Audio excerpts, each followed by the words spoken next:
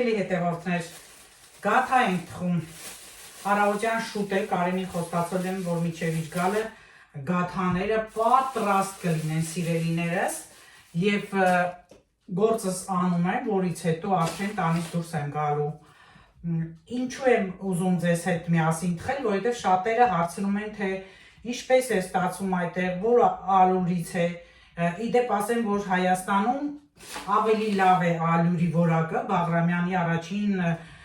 կարգի ալյուրով եմ միշտ պատրաստել շերտավոր խմորները և մշտապես գոհ եմ եղել։ Այստեղ ինչքան էլ որ լավագույն ալյուրն ենք փնտրում, ի վերջո այն չի ստացվում, ինչ որ որոշել եմ ստացվի։ Հիմա փորձենք այսօր տեսնենք ինչպես է ստացվելու, արդյունքները կնկարեմ, կտեսնեք, և ես իմ ալիքում շերտավոր խմորի 2 բաղադրատոմս ունեմ, կարող եք դրանցից օգտվել և պատրաստել։ Շատ լավ խմորներ են և կարագը անընդհատ չեն քսում։ Իդեպ ես մշտապես պատրաստում եմ կարագով, խորհուրդ կտամ դուք էլ կարագով պատրաստել, որովհետև եթե անգամ այդքան էլ ձեր սրտի ուզած շատ բարձր չլինի, գոնե համեղ կլինի և առողջարար։ Առանց այն էլ թխվածքները հաճախ ուտելը առողջարար չէ, որ շատ սովորություն ունի մեր ազգը, անընդհատ թխվածքի վրա է նստած, թխվածքներով են կշտանում, շատ են օգտագործում, որն էլ սխալ է։ Պլյուս մարգարին, մարգարինը այսօրվա մարգարինները սիրելիներս թույն են։ Դուրս է գալիս, որ դուք դիտավորյալ թունավորում եք ձեր ընտանիքին և շրջապատի մարդկանց։ Այո, մի ծիծաղեք, փաստ է։ Նամանավանդ այսօրվա այս դարում, որ սննդամթերքների մեծ մասը խառնած կոնսերվանտներ, ես շատ չգիտեմ հորմոններ ու ինչեր, որոնք որ մարդկանց առողջության վրա շատ են ազդում, հատկապես Հայաստանում, սխալ սնունդից է, և երբ որ ասում ես, արդեն շատերին դա դուրս չի գալիս։ Գաթայի կտրվածքները տարբեր են, ես իմ ալիքում ունեմ տարբեր կտրվածքի գաթաներ, ընդհանրապես շերտավոր խմոր բաժինը կարող եք մտնել և նայել, թե ինչպես է լինում։ Խորիզը այսօր պատրաստել եմ կարագով և յուղով եմ պատրաստում, հալածյով, բայց քանի որ առողջ սննդակարգի եմ անցել, ապա չեմ հաճախ հալում կարագը, չնայած յուղը շատ առողջարար է, շատ, երբեմն եմ անում, տարբեր փոխում եմ, հիմա այս պահին օգտագործում եմ ձիթապտղի յուղը ճաշերի համար։ Եվ նայած թե ինչ եմ պատրաստում, ըստ դրա արդեն յուղ եմ հալում, որ դրանք էլ յուղով լինի։ Մի խոսքով սիրելիներս, երբ ես շատ ջահել եմ, մի լավ հարևան ունեի, ով ինձ սովորեցրել է նման կտրվածքը, հիմա դուք կտեսնեք թխվելուց հետո, և արդեն տարբեր կտրվածքներ արդեն որ տանն էի սովորել, իդեպ դեռ փոքրուց սիրել եմ թխել, անել այն ժամանակ ընկերների հետ հավաքվում էինք, միասին էինք անում, տեսնում եք ինչ լավ խմոր է, շատ լավ խմոր է, զգացվում է, որ լավ խմոր է և արդեն շատ համեղ գաթաներ կստացվեն։ Խորիզը ես շատ եմ անելու, թող մի քիչ բարձրանան, իմ մաման էլ էր ասում քիչ բարձրացրու, թող խորիզը շատ լինի, համեղ լինի, որ բարձր պատրաստում էի, չէր հավանում։ Մի խոսքով սիրելիներս, դուրս եմ գալու տանից, հիմա արագ ես գործողություններ անեմ, գնալու եմ Վինտեդից ծանոց ուղարկեմ, վերջին ժամանակները կլինի 2 ամիս բաց էի թողել ալիքս և արդեն ժամանակն է նաև այդ գործերով զբաղվել, վերջացնեմ, թխեմ ձեզ ցույց տամ արդյունքը, հատկապես ովքեր առաջին անգամ են թխելու, մանրամասն ես բացատրում եմ նաև պատրաստման ընթացքը, այնպես որ սիրելի հետևորդներ կամ առաջին անգամ նայողներ կարող եք ինչ որ ասում եմ հերթականությամբ անել և ստանալ ամենահամեղ շերտավոր խմորով թխվածքները, բայց շատ քիչ պատրաստեք և քիչ կերեք, ամենավատն են հիշեք խմորով ուտելիքները, դե ինչ, ուրեմն ես հիմա խորիզն եմ լցնում, խորիզը ասեցի, որ պիտի շատ լցնեմ և արդեն տարածեմ, սեղմեմ, իդեպ ասեմ, որ երբ դուք շերտավոր խմորով ինչ որ բան եք թխում խոհանոցում, աշխատեք խոհանոցը սառը լինի, քանի որ խմորը երբ որ շատ հետ է գալիս, լավ չի թխվում, էլի լավ չի ստացվում, դա էլի նրբություն, որ կարող եք կիրառել, ուրեմն անպայման պետք է սառը լինի և սառը տապակի վրա ենք անպայման շարելու այդ կտորները գաթայի, դա էլի կարևոր և տաք ջառոցի մեջ ենք դնելու։ Հիմա ես ջեռոցը միացրել եմ, սառչում է արդեն թավան, որովհետև արդեն մեկ անգամ հանել եմ։ Մոռացա նկարել, մի կանխարը շտապ նկարում էի, որ հասցնեմ մինչև գալը գաթաները պատրաստ լինի, որովհետև երևի թե շատերը սիրում են տակ-տակ ուտել գաթան, չէ՞, կգրեք կիմանամ։ Դե ինձ սիրելի հետևորդներ, ուրեմն այսօրվա համար այս համեր գաթաներն ենք պատրաստում, քանի որ շուտով էլ դե նոր տարի է, շատերին հետաքրքրում է շերտավոր խմոր եւ շատ թխվածքներ, կարող եք մտնել, նորից եմ ասում, շերտավոր խմոր իմ ալբոմը, տարբեր ալբոմներ կան, տարբեր թեմաներով եւ նայել, ինչպես նաեւ թխվածքներ բաժնում, էլի շատ հետաքրքիր թխվածքներ, որ Միկադոյի արտակարգ Բաղադրատոմս ունեմ, մի խոսքով սիրելիներս, այլ աղցանների մասին ինչ ասեմ, յուրահատուկ օրիգինալ աղցաններ են, առողջարար եւ գեղեցիկ տեսքով։ Մտեք այդ բաժինները եւ պատրաստեք։ Ամեն ինչ կա, բաստուրմայի տեսակներից բռնացրած,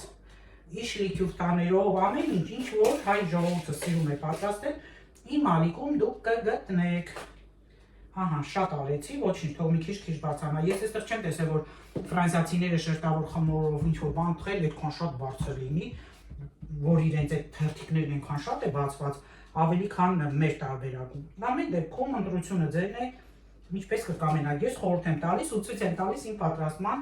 տարբերակը։ Ահա, այս մեկն էլ այս ձևով գնանք առաջ, տարբեր ձևերով։ Չնայած կտրվածքներ էլ ունեմ ցուցադրված, ճիշտ է գնովի խմորից է, բայց կարևորը կտրվածքի ձևն է, որ դուք տեսնեք, թե ինչպես կարելի է կտրել։ Ես շատ բաներ, երբ երիտասարդ էի, նոր էի ամուսնացել, շատ բաներ սովորել եմ նաև իմ հարևանուհուց, Հովակիմյան Սուսանից, ով փորձառու էր արդեն խոհանոցում եւ շատ նրբություններ էր մեզ երիտասարդներից սովորեցնում։ Դե ես փոքրուց ասեցի, որ սիրել եմ խոհանոցը, ընկերուհուս հետ միշտ պատրաստել ենք դեռ դպրոցում տնարարության ժամին, դե տանից էլ ինչ որ սովորել եմ մայրիկից, ավելացվել է արդեն շրջապատի եւ իմ այդպես ջանասիրության արդյունքում։ Ահա, սիրելիներս, սա է այսպես։ Հիմա ես մի փոքր ալիրոտ եմ, որ խմորը այս հատվածում կարծես տաքացել է, արդեն չկրճի, բայց դեռ սառն է։ Հիմա որ այսպես եմ անում, սառնությունը զգում եմ։ Ահա։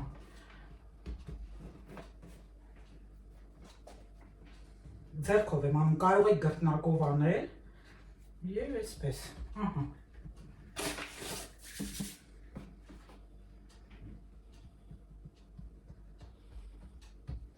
Դե ինչ, հիմա եկավ կտրելու պահը, կտրելու ենք միշտ սուր դանակով, դանակը պիտի միշտ մաքուր լինի եւ սուր։ Եվ այստեղ արդեն ես միշտ պատարակաղով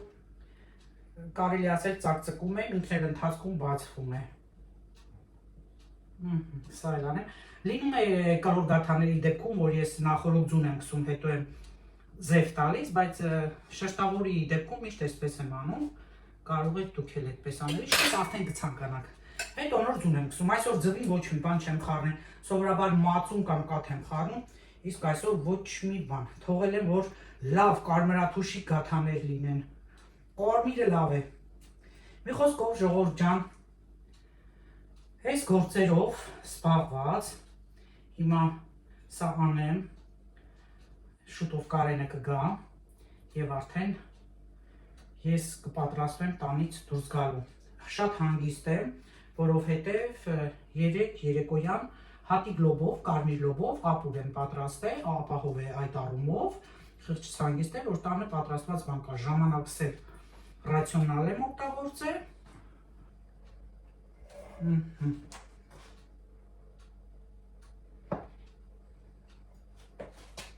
Տեսնում եք ինչքան լավ է կտրվում, դանակը սուր։ Մի անգամից կտրում եմ։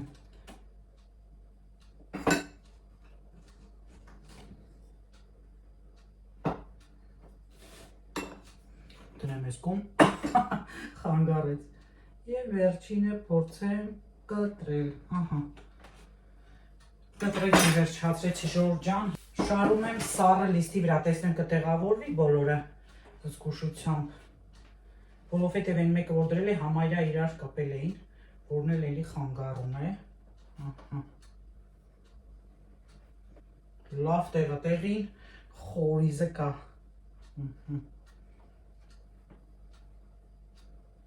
Դե արագ տանենք ջեռոց։ Այստեղ ինչ է։ Ահա ժողովուրդ ջան։ Դե տեսեք ժողովուրդ ջան, հələ ինչ սիրուն ծաղիկներ են բացվել։ Հələ այստեղ տեղը մի քիչ էր, որ տեղալներ կպել էին իրար։ Ահա, կարմրաթուշիկ գաթաներ, որը որ շատ համեղ է։ Հաստատ համեղ է։ Սրանք էլ էս երկրորդ խմորն է, որ ձեր աչքի առջև բացեցի, տեսեք ինչքան շատ եմ դրել խորիզը, արտակարգ տեսք ունի, կարծում եմ, իհարկե մեկնաբանություններում կսպասեմ ձեր կարծիքին եւս, շատ լավ է ստացվել իմ կարծիքով, եւ տեսեք թե ինչ մնաց երկու թավայից, մի քանի հատ ամեն մեկից, որովհետեւ խրթխրթան էր, խմորը շատ լավ էր ստացվել եւ արտակարգ համեղ էր շատ խորիզով։ Հետևորդներ, փաթեթավորեցի արդեն ծանրոցս եւ պատրաստվում եմ տանից դուրս գալ։ Իսկ այդ ընթացքում, որ ես ծանրոցը փաթաթում էի, հիշեցի մի հետաքրքիր պատմություն, որն էլ պատմելով երևի թե կավարտվի այս տեսանյութը։ Բայց մինչ այդ ուզում եմ ձեզ հիշեցնել, որ Ֆրանս Թրավայը նոր օրենք է հանել եւ շատ հետևորդներ այդ օրենքից վախեցած, խուճապի են մատնվել եւ մի քանիսն էլ ինձ անձնական նամակ են գրել։ Որն է այդ օրենքը, հիմա ես ձեզ դա կասեմ եւ դուք կհամոզվեք, որ վախենալու որևէ խնդիր չունեք։ Ուրեմն Ֆրանս Թրավայը հանդիսանում է այստեղ որպես գործազրկության կենտրոն, այսպես փորձեմ բացատրել, որտեղ մարդիկ գրանցվում են աշխատանք փնտրելու եւ շատերը գրանցվում են, ովքեր արդեն կորցրել են իրենց աշխատանքը։ Ովքեր կորցրել են իրենց աշխատանքը, կախված իրենց աշխատավարձի չափից, իրենք կարող են ստանալ նպաստ 1 տարի եւ ավելի։ Իսկ չափը արդեն սկզբի համար ստանում են 100%-ով, ինչքան որ իրենք աշխատել են։ Այնպես որ այս գործառույթը միշտ եղել է։ Եվ եղել է հենց այդ օրենքը, եթե դու արդեն նպաստառու ես, Ֆրանս Թրավայը համարվում է քո գործատուն եւ նա պարտավոր է իմանալ, որ դու ճամփորդելու ես, այսինքն երկրից բացակայելու ես։ Դու երկրից կարող ես բացակայել 28 օր, մոտ 1 ամիս, բայց բացակայելուց առաջ դու պարտավոր ես ասել քո խորհրդատուին։ Այստեղ ամեն մեկը ունի իր խորհրդատու, ով էլ զբաղվում է իր գործերով, փնտրում է աշխատանք, գտնում է, կարճ ասած, վերջին ժամանակները պարզվել է, որ շատերը գրանցված են, ստանում են նպաստներ, բայց երբեք այդ ժամանակահատվածում չեն փնտրում աշխատանք, որի նպատակը այս գումար տալու հենց դա է։ Մարդուն գումար ես տալի, որ նա ապրի, իսկ դա էլ այդ ժամանակահատվածում պիտի փնտրի աշխատանք։ Շատերը այդ ընթացքում ճամփորդում են, նույնիսկ մեկից ավելի անգամ։ Եվ այսպես հիմա Ֆրանս Թրավայը իրավունք ունի մուտք գործելու եւ իմանա, թե դուք իրենց ինտերնետային կայք որ երկրից եք մուտք գործել։ Ամեն ամիս հաշվետվություն են ներկայացնում բոլոր նպաստառուները եւ այսպես նրանք կարողանում են արդեն իմանալ, թե դուք ենթադրենք Ֆրանսիայից եք մուտք գործել, թե ենթադրենք Հայաստանից, Գերմանիայից, Ամերիկայից, թե որտեղից։ Այսպիսով նրանք փորձում են իմանալ, ովքեր որ շատ են ճամփորդում բնականաբար, ուրեմն փողի կարիք էլ չունեն եւ նրանք կտրելու են այդ նպաստներից։ Սա խստացվել է վերջին ժամանակները, ինչու, որովհետեւ Ֆրանսիայում մինչ այսօր բյուջեն դեռ չեն հաստատել։ Չնայած ես արդեն կարող եմ լիարժեք ասել, որ կհաստատվի երևի թե հենց այսօրվա մեջ կամ վաղը, որովհետեւ տարբեր նորություններ եմ լսում եւ ինքս էլ համոզվում եմ, որ բոլոր տեսակի հարկային այդ տոկոսները բարձրացրել են։ Եթե հիշում եք, որ ես ասում եմ, մենք կոնկրետ ես մուցուել է կոչվում, ապա, այսպես ասեմ հայկական, որ պարզ լինի, ապա եմ ուծում ամեն ամիս 76 եվրո եւ